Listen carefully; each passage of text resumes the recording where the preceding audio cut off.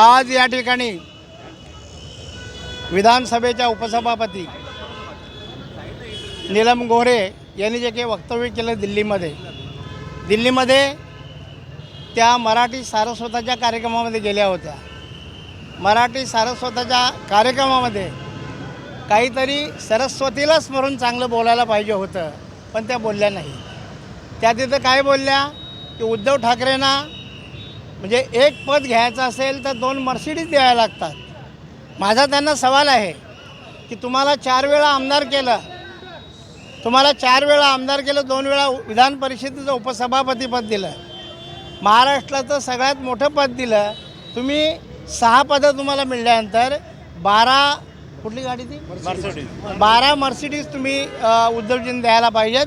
आणि जर तर तुम्ही दिल्या असतील तर 12 मर्सिडीजचे तुम्ही पेपर आमच्याकडे पाठवा, गाडी नंबर सांगा, नाहीतर तुम्ही म्हणजे जगाला खोटं सांगता. आणि विधान परिषदेच्या सभापती पदावर राहिलेला माणूस जर असं निखालच खोटं बोलत असेल तर ते या महाराष्ट्राचं दुर्दैव आहे. आणि दुसरं सांगायचं म्हणजे की ज्यांनी 4 पक्ष बदलल्यात त्यांना आठवत असेल, त्यांची स्मरणशक्ती जर जागी असेल ना, त्यांनी आठवावं त्यांच्यावर बाळासाहेबांनी कार्टून काढलेलं आहे. ज्यावेळेला ते कवाड्यांच्याकडनं रामदास आठवलेंच्याकडं आलं त्यावेळेला बाळासाहेबांनी त्यांचं कार्टून काढलेलं मला आठवतं, कारण तो मार्मिकचा अंक आम्ही बघितलेला आहे. आणि बाबासाहेबांच्या चळवळीतून आलेली तुम्ही माणसं पदं घेतल्यानंतर जर अशी खोटं बोलत असाल तर हा बाबासाहेबांचा अपमान आहे. आणि म्हणून आम्ही समस्त भिवंडी लोकसभा मतदार क्षेत्रातील शिवसैनिक आणि माझ्या महिला आघाडीच्या भगिनी या त्यांचा जाहीर निषेध करतो. आणि त्यांनी ह्या प्रश्नाचं आमच्या उत्तर द्यावं, पेपरातून द्यावं, व्हॉट्सअपवर द्यावं, इंस्टाग्रामवर द्यावं, कशावर पण द्यावं, ही आमची मागणी आहे. अन्यथा त्यांनी महाराष्ट्राची माफी मागावी.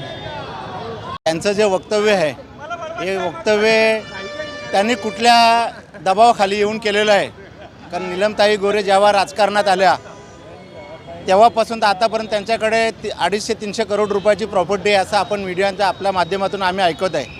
आणि कदाचित त्या प्रॉपर्टीची चौकशी होऊ नये, भाजपचा त्यांच्यावरती दबाव येऊ नये, भाजपला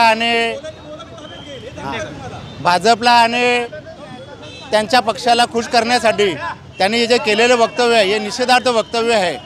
आणि त्या वक्तव्याचा आम्ही जाहीर निषेध करतोय. जय हिंद, जय महाराष्ट्र.